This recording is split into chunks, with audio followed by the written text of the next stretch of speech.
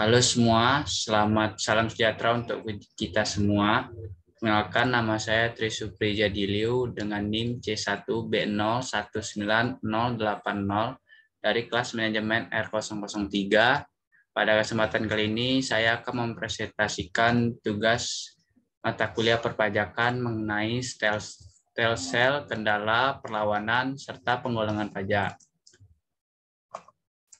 Adapun materi yang akan saya bahas pada kesempatan kali ini yaitu mengenai yang pertama stelsel pajak, yang kedua ada kendala-kendala pemungutan pajak, setelah itu ada bentuk-bentuk perlawanan pajak, dan yang terakhir ada penggolongan pajak. Langsung saja kita ke materi yang pertama mengenai stelsel pajak. Stelsel pajak merupakan sistem pemungutan pajak yang digunakan untuk menghitung besarnya pajak yang harus dibayar oleh para wajib pajak. Terdapat 3 jenis stelsel pajak yang terdiri dari stelsel nyata atau real, stelsel fiktif, dan stelsel campuran. Yang pertama, stelsel nyata atau real. Stelsel nyata atau real adalah pemungutan pajak didasarkan pada objek atau penghasilan yang diperoleh sesungguhnya, sehingga pemungutan baru dapat dilakukan pada akhir tahun, yakni setelah penghasilan yang sesungguhnya diketahui. Kelebihan dari stelsel ini yaitu perhitungan didasarkan dari penghasilan sesungguhnya, dan hasil yang didapatkan akan lebih akurat. Adapun kekurangan dari stelsel nyata ini, pajak baru dapat dibayar pada akhir tahun. Yang kedua ada stelsel fiktif. Stelsel fiktif adalah jenis pemungutan pajak yang didasarkan pada perkiraan oleh suatu undang-undang. Perkiraan yang digunakan tergantung pada peraturan perpajakan yang berlaku. Stelsel ini menerapkan sistem pemungutan pajak di depan. Misalnya penghasilan 1 tahun pajak dianggap sama dengan tahun sebelumnya. Sehingga pada awal tahun pajak telah dapat ditetapkan besarnya yang terutang untuk tahun pajak berjalan. Kelebihan dari stelsel fiktif ini yaitu dapat dibayarkan berjalan selama setahun tanpa harus menunggu hingga akhir tahun. Adapun kekurangannya, pajak yang dibayarkan tidak akurat karena tidak berdasarkan keadaan sesungguhnya dan mengikuti tahun yang sebelumnya. Yang terakhir ada stelsel campuran. Stelsel campuran pada dasarnya adalah kombinasi dari stelsel nyata dan stelsel fiktif. Cara perhitungan stelsel campuran adalah pada awal tahun besarnya pajak dihitung berdasarkan stelsel fiktif. Kemudian pada akhir tahun berdasarkan stelsel nyata atau real. Jika perhitungan yang sebenarnya nilai pajak lebih besar dari pajak menurut stelsel fiktif, maka wajib pajak harus menambah pembayarannya. Sebaliknya, jika besaran pajak menurut perhitungan real lebih kecil daripada stelsel fiktif, maka wajib pajak dapat meminta kembali kelebihannya atau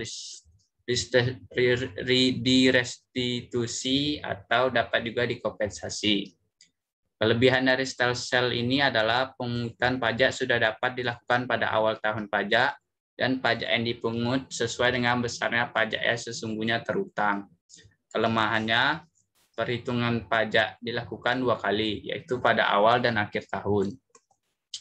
Adapun kendala-kendala dalam pemungutan pajak terdiri dari 5. Yang pertama, kurangnya sosialisasi dari pemerintah kepada masyarakat sebagai wajib pajak mengenai pentingnya membayar pajak, manfaat membayar pajak, dan sanksi-sanksi yang akan diterima apabila wajib pajak melalaikan kewajibannya.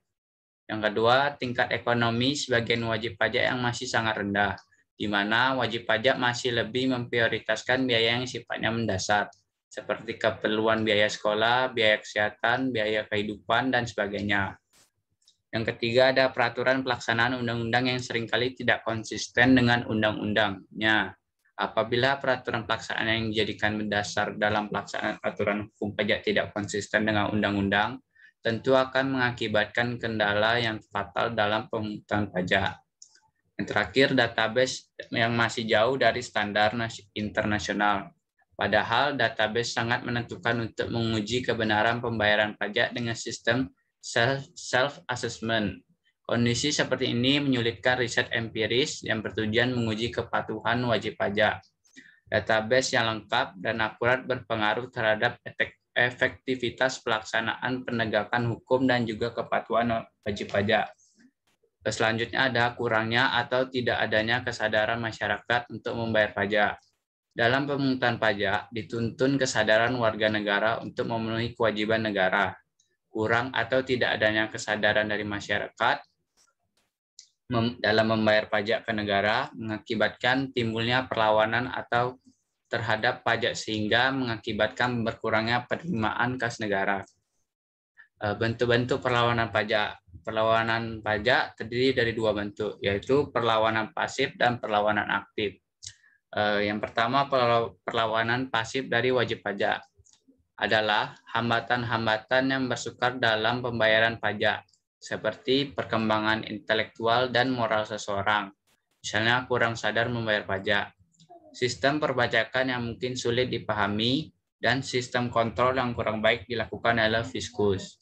Adapun perlawanan aktif adalah semua usaha dan perbuatan yang secara langsung ditujukan pada fiskus atau penarik pajak yang dalam sini adalah pemerintah dengan tujuan menghindari pajak. Ada dua bentuk perlawanan aktif. Yang pertama ada tax avoidance, merupakan upaya meringankan pajak dengan tidak melawan undang-undang, misalnya mengajukan keringanan pajak, dan tax evasion atau upaya untuk meringankan pajak dengan melanggar undang-undang, misalnya melakukan penggelapan pajak. Selanjutnya mengenai pengelompokan pajak. Di sini saya akan mengelompokkan pajak menjadi 3 jenis, yaitu menurut golongannya, menurut sifatnya, dan menurut lembaga pemungutannya. Yang pertama, menurut golongannya terdiri dari dua, yaitu pajak langsung dan pajak tidak langsung. Pajak langsung adalah pajak yang beban harus ditanggung sendiri oleh wajib pajak yang bersangkutan dan tidak dapat dialihkan kepada pihak lain, dan pemungutannya dilakukan secara berkala. Misalnya pajak penghasilan atau PPh yang tidak bisa dilimpahkan atau digeser kepada pihak lain untuk menanggungnya. Adapun pajak tidak langsung. Pajak tidak langsung adalah pajak yang bebannya dapat dialihkan atau digeserkan kepada pihak lain atau pihak ketiga. Misalnya pajak pertambahan nilai dan pajak penjualan atas barang mewah. Selanjutnya pengelompokan pajak menurut sifatnya. Yang pertama pajak objektif. Pajak objektif adalah pajak yang dilihat dari objeknya yang dapat menimbulkan kewajiban membayar pajak, baik itu benda, keadaan, perbuatan, maupun peristiwa. Kemudian, setelah ditentukan objeknya tersebut, maka baru ditentukan subjek yang akan bersangkutan langsung, dengan tidak mempersoalkan apakah subjek pajak tersebut berkediaman di Indonesia atau tidak. Selanjutnya, pajak subjektif. Pajak subjektif atau yang bersifat perseorangan. Pajak yang dalam pengenaannya memperhatikan keadaan atau kondisi pribadi wajib pajak. Mulai dari status kawin atau tidak kawin, mempunyai tanggungan keluarga atau tidak. Contohnya pajak penghasilan.